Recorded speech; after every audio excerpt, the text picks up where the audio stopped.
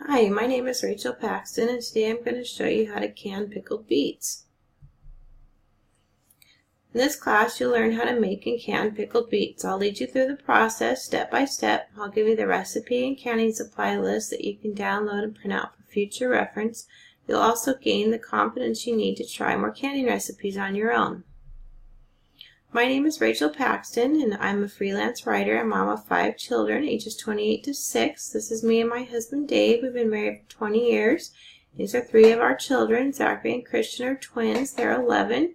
Trenton is 6, and we also have 28 and 26-year-old daughters.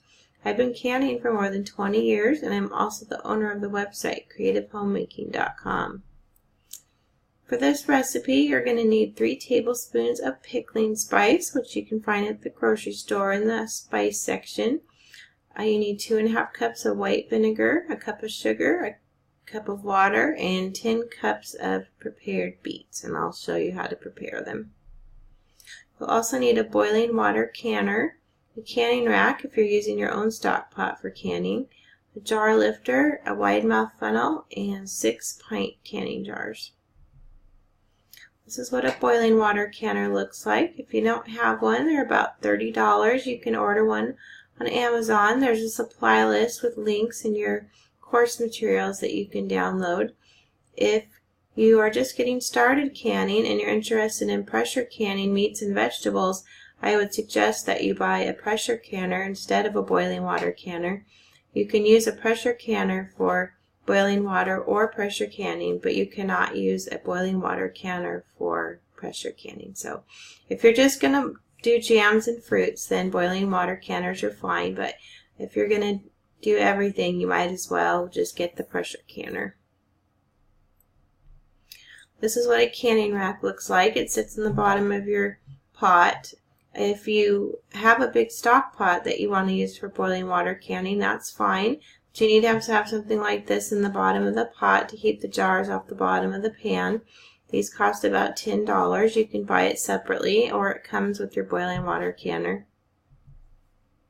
You also need a jar lifter and a wide mouth funnel.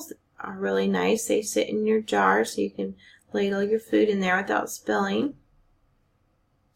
The first thing you want to do is fill your canner about 3/4 of the way full with water and get it heating to boiling. It's not going to take very long to prepare the rest of the jam, or not the jam, the pickled beets.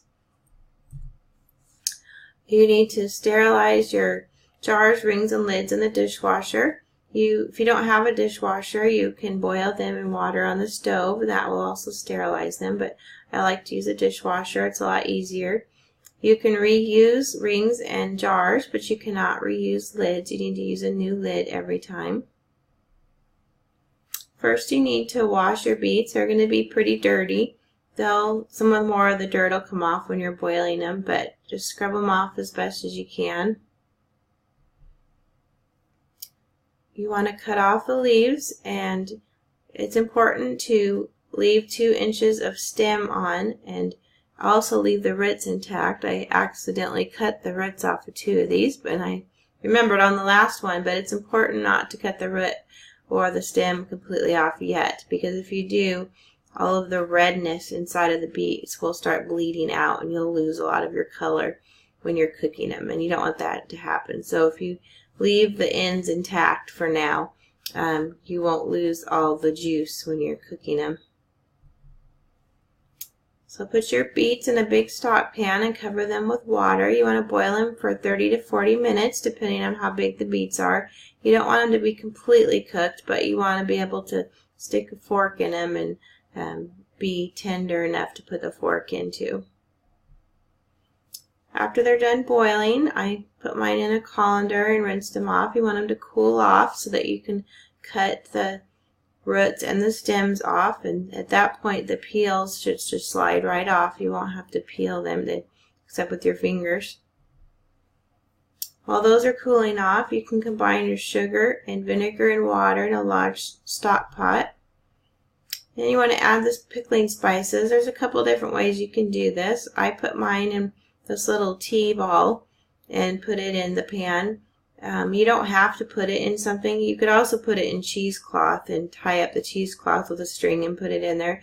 This recipe called for putting the cheesecloth in the pan and letting it soak in the pan for 15 minutes while it was simmering and then taking the spices out again. But you actually can put the spices directly in the liquid if you like, because it's okay to put the spices in the jar with the beets, but that's up to you whether you want to do that or not. So after I cut the ends off the beets and got the peels off, I cut them into small chunks. You just want them into pieces that will fit in the jar. They could be halves or fourths depending on how many or how big your beets are. If your beets are really small, you don't have to cut them at all. So place your beets in the jar and pour your heated vinegar mixture into the jars, leaving a 1/2 inch headspace. The headspace is important when you're canning. You need to just follow the recipe for however much it says to leave the headspace. The headspace is the amount of space between the top of the liquid and the top of the jar. When you're processing jars in a canner, the food in your jars will expand while it's being heated. So if there's not enough room in the jar for it to expand, it can explode. This is especially important in pressure canning, but it's important in boiling water canning too. So just follow the directions. And like I said, if you want to, you can put the pickling spices directly in the jar for more decoration, and it'll get some more flavor to it as it sits too, but you don't have to. You can take them out if you don't want them to be real strong. Wipe the rims of the jars with a damp paper towel or dish towels is important, because if you have any food or liquid on your jars, it'll keep them from sealing. Then you want to place your sterilized rings and lids on the jars, just finger tight.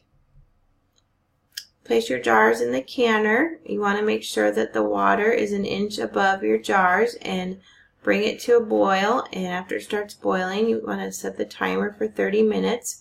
This is for elevation 1,000 feet and below. If you live above 1,000 feet in elevation, you will need to process your jars for longer. So there's a altitude adjustment chart in your course materials you can look at to see what the correct processing time is.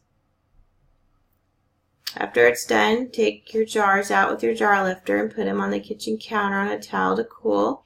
Let them sit till they're completely cooled and wait for them to seal. You should hear a pinging noise when they seal if they're not sealed already. If a jar doesn't seal, you can still eat what's in the jar. You just need to put it in the refrigerator and eat it within the next week or so. Pickled beets will last longer than a week. They'll last for several months even. The vinegar preserves them really well. But your sealed jars will last for 1 or 2 years or more in a dark, cool area. You can tell if your jar is sealed or not by pushing down with your finger in the middle of the lid. And if it goes down and up again, then it's not sealed. But if it's flat and doesn't move, then it is sealed. So that's it for pickled beets. I know beets are an acquired taste for some people, but I have fond memories of these from when I was a kid. My mom used to grow beets and make pickled beets every year, so I really like them. So it's just something you have to try, and you're either going to really like them or you don't like them, but they're a great way to preserve your beets that you grow, and you can eat the greens too. So beets are a really versatile vegetable, and they're really healthy too. So give this a try and see what you think, and I hope to see you again soon.